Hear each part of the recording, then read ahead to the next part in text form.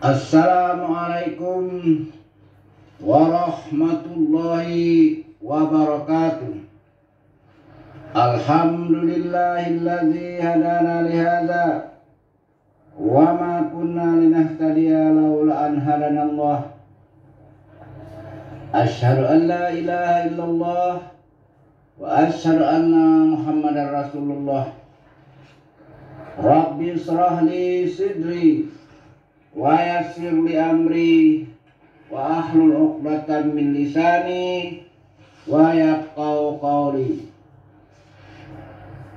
Para pencinta hukum adat Melayu Jambi yang saya hormati, para calon pimpinan Tanah Sebingkah Payung Sekaki Ai Sititik Telaga Rahmat, Pucuk Jambi 9 Lurah, Pucuk Jambi 9 Bidang Hukum, Pucuk Jambi 9 Rahasia Allah yang terlindung. Menurut adat Lamu Pusaka Usan, alif ado mim tajadi, bismillah mononyo kalam, rasulum minallah nama wujud. Tinggi bau bertimun bangkai, sekuk pinggang telaga darah, surut pada kebenaran adat pesani syarak pesani kitabullah. Mulai dari ombak dan bersabung, angin dan bakuhun, usul asal pangkal kato, penuh ibarat dan kiasan. Perahu panjang 9, syarat luan sesak kemudi, bukan saat derumpung dengan rempang, cekak dengan balah, silang dengan sengketo, tetapi saat diadat dengan pusako, sesak diundang dengan teliti, pegang dengan pemakai. Mulai bertingkat naik meninggalkan roh dengan buku, manusia bertingkat turun meninggalkan waris dengan pusako. Waris dijawab dari nentu, khalifah dijunjung dari nabi, patahli bagantili lapuk pa jelipung tumbuh, hidup gedang silih baganti, mati silih batumbah, bak napuh di ujung tanjung. Maka pada kesempatan ini tibalah saatnya saya menjelaskan kepada para pencinta hukum adat tentang syarat-syarat untuk diangkat menjadi pemangku adat. Kita tahu pemangku adat itu adalah pucuk jalo himpunan tali, orang nan gedang julung basuh, orang membekato dulu sepatah, berjalan dulu selangkah. Digambarkan dia bagaikan kayu gedang di tengah padang. Batang gedang tempat berlindung, akar berjilo tempat duduk, lahanan rimbun tempat berlindung segala hamba rakyat. Oleh karena itu, menjadi pemangku adat bukanlah sembarang orang, tetapi haruslah dipilih dari orang-orang yang memenuhi syarat, orang-orang yang mengerti tentang hukum adat. Bukan seperti yang ada sekarang ini, pemilihan pemangku adat dilakukan seperti pemilihan pegawai negeri. Ada orang yang melamar, lalu diproses, lalu dipilih. Kalau menurut hukum adat, bukanlah gitu. Menurut hukum adat Jambi, orang yang diangkat menjadi hukum adat itu dicalonkan oleh masyarakat hukum adat. Jadi ada kelompok yang memberikan calonnya. Dari calon-calon itu, katakanlah mungkin 3 orang calon. Ketiganya diusulkan oleh kelompok-kelompok untuk dipilih oleh rakyat banyak. Dan ketiga calon ini berjanji di depan masyarakat hukum adat, pertama di depan orang tua cerdik pandai, jika dia kalah dalam pemilihan, dia akan mendukung calon yang memenangkan pemilihan. Begitu menurut hukum adat. Karena pemangku adat itu adalah pemangku atau memimpin masyarakat yang ada dalam kampung. Artinya maju mundurnya, baik buruknya dalam kampung, dia ikut terlibat di dalamnya. Baik dia sebagai pemangku adat atau bukan sebagai pemangku adat. Begitulah adat mengajarkannya. Adapun syarat-syarat untuk menjadi nenek mama atau pemangku adat, jelas orang yang cerdas, orang yang punya tanggung jawab, orang yang pandai mengumpulkan dan terserak, orang yang pandai memungut dan teruci, menguasai mengusai dan kusut, dapat memadu dan renggang, dapat memulih panjang berkapuh libah, dapat memimpin anak negeri. Oleh karena itu hukum adat Jambi memberikan simbol kepada seorang pemangku adat itu bagaikan seekor ayam jago atau ayam sabung jantan yang menyayangi semua anaknya. Di samping dia berkualitas baik dalam hukum adat, dia haruslah cepat kaki dengan tangan, menguasai segala kesulitan anak negeri, pandai mengasuh mengarah anak kebenakan dengan santun, maka disyaratkanlah menjadi pemangku adat itu kurang lebih sebagai berikut. Yang pertama ialah orang gedang. Orang gedang dalam adat ialah orang dewasa yang mempunyai gelar. Karena menurut hukum adat, kecik benamu gedang bergelar. Artinya orang yang telah punya gelar dianggap orang yang sudah dewasa. Biasanya gelar ini akan didapat ketika mereka kawin. Karena di dalam jangka adat disebut sekecik-kecik semantung baluka, kalau buah tanola gedang, sekecik-kecik anak kalau sudah nikah tanola gedang. Ini syarat yang pertama. Karena gelar sifatnya adalah individu dan gelar itu adalah lestari. Gelar tidak dapat dibeli karena memang tidak ada penjualnya. Dan gelar juga tidak punya harga karena tidak ada pula pembelinya. Tetapi ingat, gelar itu walaupun dikikis sehabis besi, dicuci sehabis air, gelar tidak akan hilang. Dipuja gelar itu setinggi langit, dia tidak akan terbang. Dihina, dicaci maki gelar itu, dia pun tidak akan tumbang. Mati kucing miongnya tinggal, hilang beban licinnya ado, mijan tetegak gelar tidak pernah beranjak. Jadi setiap orang yang sudah gedang haruslah diberi gelar. Ini syarat yang pertama. Jadi syarat yang pertama adalah orang gedang yang bergelar, bukan orang gedang yang tua. Yang kedua, harus keturunan waris. Pemangku adat harus bergelar jabatan, yaitu gelar Depati, gelar Rio, mungkin Pasirah, yang sebelumnya mungkin Pamuncak, mungkin Segino.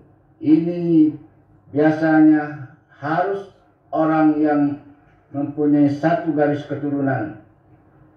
Akan tetapi setelah agama Islam, kita memeluk agama Islam dan sampai kita merdeka, boleh dijabat oleh orang lain yang bukan ahli waris, asal saja layak makan julu, alur makan patut, dan memenuhi persyaratan sebagai seorang pemangku adat. Yang ketiga, harus orang itu sidik, benar, orang yang bisa membenarkan yang benar, bisa menyalahkan yang salah, yang hitam dikatakan hitam, yang putih dikatakan putih. Itu dikatakan benar.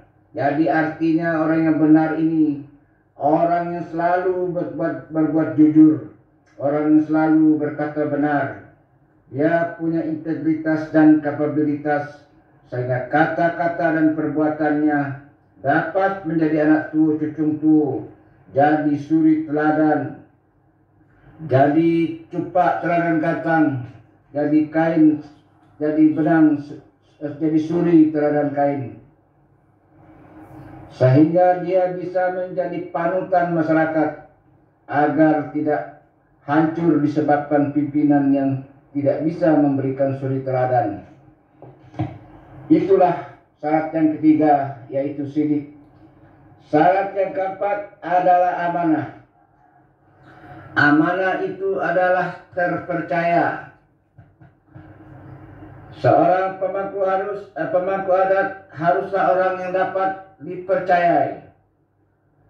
Perkataan, perbuatannya, dia tidak pilih kasih, tiba di mata tidak dipicingkan, tiba di perut tidak dikempiskan,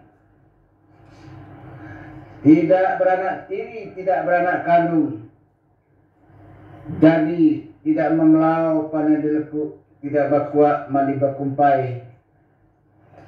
Itulah orang yang dapat dipercaya. Artinya baik rakyatnya miskin atau kaya, baik pejabat atau rakyat biasa, dia perlakukan sama karena dia adalah pemegang amanah. Yang kelima adalah patonah, yang artinya adalah cerdas. Seorang pemangku adat harus cerdas, berilmu, cerdik cendikiu, pandai dalam adat dan agama, berpaham luas, berdada lapang, mampu mengayomi anak negeri, tahu dikias kata sampai, paham disindir kata terbalik. Orangnya arif, bijaksana dan bertakwa kepada Allah. Badannya sehat, pandai memimpin, berani, jujur, adil, pandai mengayomi rakyat, suka berbuat baik kepada anak negeri, baik orang miskin atau melarat maupun orang kaya sama saja. Itulah yang disebut dengan patonah. Syarat yang keenam adalah tabligh, adalah orang yang menyampaikan. Seorang pemangku adat haruslah orang yang punya visi dan misi yang baik dalam menyampaikan kebenaran, kebaikan, keadilan, tidak berbuat bohong, diharap ada membawa kemajuan untuk kepentingan masyarakat ke depan. Karena berani menyampaikan ini benar walaupun pahit adalah sangat penting dimiliki oleh seorang pemimpin. Pemangku adat harus siap menyampaikan kebenaran walaupun sulit, tetapi tetap diperjuangkan sampai berhasil. Yang ketujuh, bulunya kurik. Seorang pemangku adat haruslah bulunya kurik dan rintik ujang panih. Maksudnya adalah orang yang jelas ayah ibunya, jelas siapa keluarganya, jelas kebangsawanannya, jelas perangainya disegani. Yang kurik ialah kendi, yang merah ialah sago, yang baik ialah budi, yang indah ialah basuh. Dia adalah bapak dari segala rakyat yang dipimpinnya.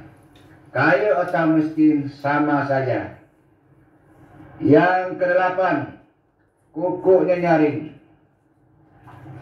Seorang pemangku adat haruslah kukunya nyaring.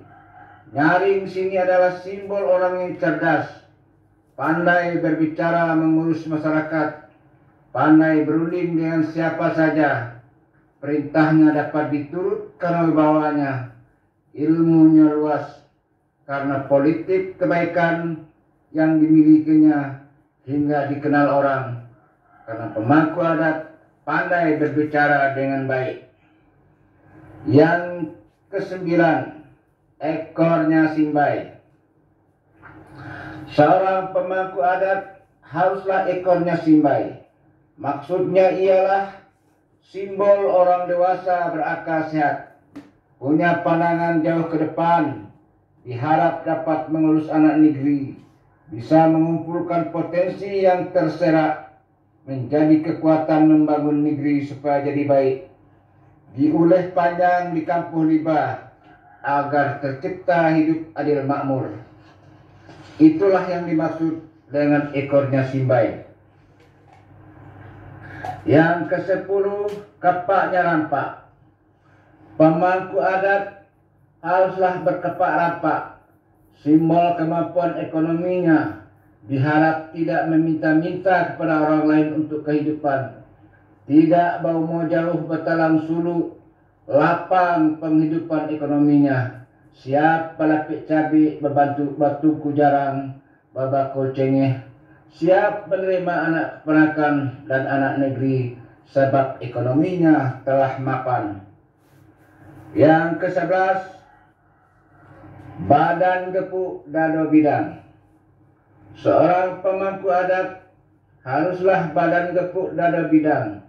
Itulah simbol tanda berbadan sehat, berakal panjang, berwawasan luas, diharap dapat melindungi anak negeri, rakyat yang lemah dan miskin, pandai mendidik rakyatnya, selalu membuka pintu dalam mengurus baik dan buruk rakyatnya. Busuk-busuk ikan kabalau dipincah dimakan juga, buruk-buruk anak buah awak diurus juga. Dia tidak pernah putus asa, selalu berusaha supaya rakyatnya aman. Yang ke-12, matonya tajam jernih. Pemangku adat bermata tajam dan jernih adalah simbol orang yang selalu siap bertugas sesuai dengan situasi dan kondisi, mempunyai wawasan yang luas, dapat berusaha memajukan negeri, cepat mengetahui segala kesulitan anak negeri dan lari jaju. Dia segera mengatasinya. Andai kata ada jarum yang patah di tengah negeri, dia dapat mengetahui dan bisa mengatasinya. Yang ke-13, paruhnya besar. Seorang pemangku adat harus berparuh besar, simbol orang yang berilmu, dapat berkata sopan, tegas dalam bersikap. Kalau tidak mengerti, dia selalu meminta pendapat orang yang pandai. Yang penting urusan anak buah dapat terselesai dengan baik. Pandai berunding dan berdiplomasi, berhasil baik. Pandai bermusyawarah, pandai mengambil satu keputusan yang menguntungkan semua rakyat. Yang ke-14, jalunya runcing tajam. Seorang pemangku adat haruslah berjalur runcing, simbol orang berani dan tegas, dapat berbuat baik dan melindungi anak buah, berani menegakkan keadilan, membuat kemajuan dan kebaikan, punya pendirian yang kokoh dan teguh, tidak terpengaruh oleh godaan duniawi. Yang ke-15, kakinya kuat bedegok. Seorang pemangku adat haruslah berkaki kuat, simbol kuat berusaha, berani berjuang, sehat ekonominya, banyak keluarganya yang mapan cendekiu sebagai penopang tugasnya dengan baik, patuh kepada hukum, malu berbuat jahat agar mereka tidak tersapu oleh pesakunya. Yang ke-16, jarinya cakar tajam kuku. Seorang pemangku adat haruslah jari cakar kukunya tajam, simbol orang yang kuat usaha mencari nafkah, penyayang kepada anak keponakan, jauh dari sifat kikir, bisa berdebu jarang membakul singih, siap menerima anak negeri dan anak keponakan. Jadi pemangku adat itu menurut hukum adat seolah-olah dibayangkan bagai seekor ayam jantan, ayam jago yang punya ciri-ciri sebagaimana yang kita sebutkan tadi. Kalau semua ciri-ciri ini ada, itulah orang yang dicalonkan oleh orang tua cerdik pandai. Maka semua calon, katakanlah mungkin 2-3 orang calon yang diambil dari anggota masyarakat, ketiga-tiganya ini ada pendukung, ketiga-tiganya ini ada suara setidak-tidaknya dari orang yang mencalonkannya. Jadi bukan dia yang mencalonkan diri. Ketiga-tiga mereka ini dipanggil dalam rapat adat. Di situ mereka diminta kesediaan dan minta menyatakan diri siap memangku jabatan jika terpilih dan siap membantu calon yang menang jika dia tidak terpilih. Begitulah barangkali yang dapat saya paparkan pada kesempatan ini tentang syarat-syarat untuk dapat diangkat menjadi pemangku adat. Baik itu pemangku adat tingkat RT, baik pemangku adat tingkat kadus, baik pemangku adat tingkat desa atau tingkat kelurahan. Menurut adat Lamu Pusaka Usang, begitulah persyaratannya dari dahulu sampai hari ini.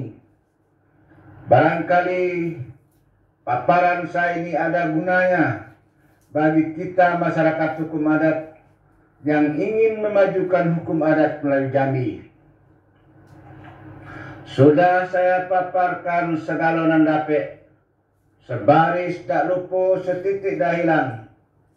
Keadonan talinung di balik daun, tinggal di hunut bakal lamu, bukan memelau panen di lekuk, bukan bakwa mandi bakumpai, bukan basisi mandi ke laut.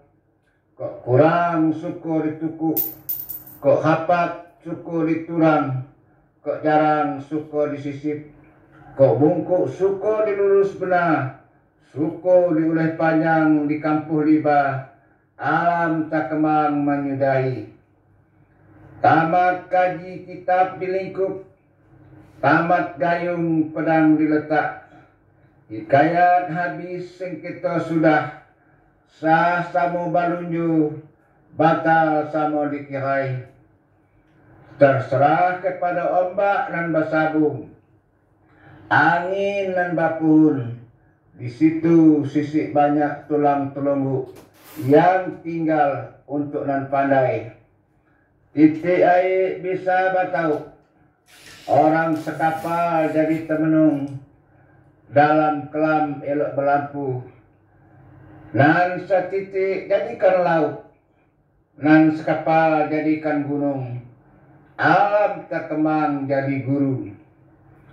Balam terbang ke muka pintu, padi sulit apa dimakan, alam terkemang jadi guru. Bumi dan langit ada di dalam, yang benar dari Allah yang Maha Kuasa, dan segala yang salah dari saya Mukhtar Agus Solik Esa. Kepada Allah saya bertaubat dari segala dosa-dosa dan kesalahan. Mudah-mudahan Allah mengampuni dosa saya. Dan kepada nan sakti keramas mohon tabi, kuadu nan talewat talampau. Kepada sesama insan mohon maaf yang sebesar-besarnya kalau terdapat salah kata dan salah perbuatan. Jangan terjadi rumah sudah tukang dibunuh, baik selesai tukul berdengkang, api padam puntung berasap. Biarlah segala yang sudah terjadi adalah sebagai bumbu dari kehidupan, dibawa air hilir, ikut serta dengan tebing runtuh. hanyut di arus air kiri. Kalau ada mimpinan salah, kalau ada mimpinan buruk, gerak nan salah, mari sama-sama kita buang dengan membaca surat Al-Fatihah. Akhirnya saya ucapkan Assalamualaikum warahmatullahi wabarakatuh.